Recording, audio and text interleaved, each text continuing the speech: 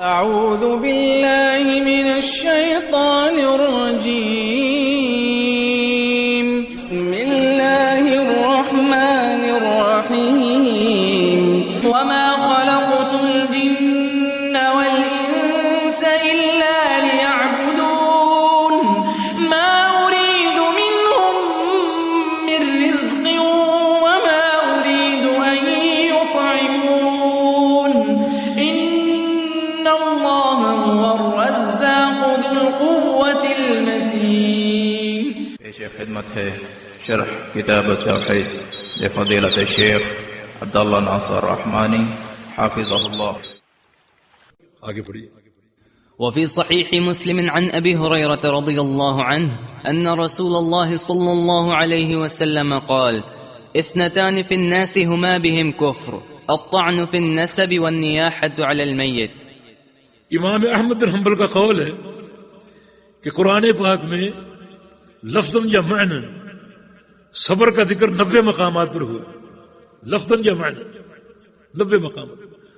مطلب کہ ہوا کراس للجسد، اور صبر کی جو اہمیت ہے بقیہ دین کے ساتھ وہ وہی ہے جو سر کی اہمیت جسم کے ساتھ. سر کاٹ کے دیکھ لو کیا ہوتا ہے، باقی جسم مردار ہو جائے گا. یہ صبر جو ہے یہ بڑا مقام عظیمت ہے. اسی لیے پیغمبر علیہ السلام کا فرمان ہے اشد البلاء علی الانبیاء ثم الامثل فالامثل، کہ سخت ترین تکلیفیں نبیوں پر آتی ہیں.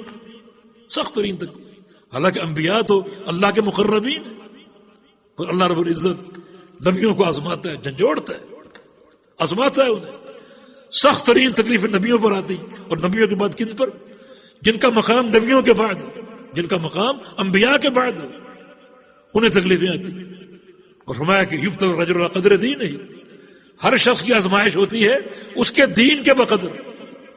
ان کان فی دینی صلابہ، اس کے دین میں اگر سختی ہے، مضبوطی ہے، تو اللہ تعالیٰ اس کی آزمائش بھی سخت کرتا ہے، امتحان بھی شدید لیتا ہے. اور اگر اس کے دین میں نرمی اور جھول، تو اللہ تعالیٰ اس کے بقدر اس کو آزماتا ہے، اس کی آزمائش بھی ہلکی ہوتی ہے. ولا یزال البلاء بالرجل حتی انہ یمشی علی الارض ولیس علیہ اثم.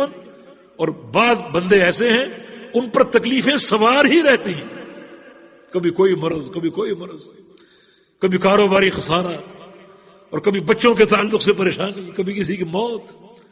تکلیفیں اس پر سوار ہی رہتے ہیں، ایک تکلیف آئی دوسری، فتنے سوار رہتے ہیں، اور وہ صبر کرتا ہے، صبر کرتا ہے ان تکلیفوں پر. حتی انہ یمشی علی الارض ولیس علیہ اثم، حتیٰ کہ اس کی زندگی میں یہ وقف آ جاتا ہے کہ وہ زمین پر چل پھر رہا ہوتا ہے اور اس کے ذمے کوئی گناہ باقی نہیں بچتا ہے. اللہ تعالیٰ اسے گناہوں سے پاک صاف کر دیتا ہے. تو یہ مقام عظیمت ہے صبر. فرمایا کہ اثنتان فی الناس ہما بہم کفر، دو چیزیں لوگوں میں پائی جاتی ہیں جو کہ کفر کے دو کام لوگوں میں پائے جاتے ہیں. الطعن فی النسب، ایک کسی کے نسب میں تانا زنی کرنا، کسی کے خاندان میں، اس کی قوم برادری میں تانا زنی کرنا. اور دوسرا والنیاحۃ علی المیت، میت پر نوحہ کرنا، رونا پیٹنا، ماتم کرنا، رخسار پیٹنا، لباس پھاڑنا، سینہ کو بھی کرنا. یہ صبر کے منافی ہے. یہ کفر عملی. کسی کی نسب میں تانا زنی کرنے سے انسان کافر نہیں ہوتا، جو کفر عناد ہے. اور نوحہ خوانی کرنے سے انسان کافر نہیں ہوتا، بلکہ یہ کفر عملی ہے جو کہ اس وعید کی تغلیظ اور تشدید کا مظہر ہے. اتنی سخت اس کی وعید کہ اللہ کے پیارے پیغمبر نے اس کو کفر کہا ہے. تو یہ نوحہ خوانی کرنا یہ صبر کے منافی. صبر کیجئے، نوحہ خوانی کے بجائے صبر کیجئے. اللہ کا امر، اس کا فیصلہ، اس پر راضی ہو جائے.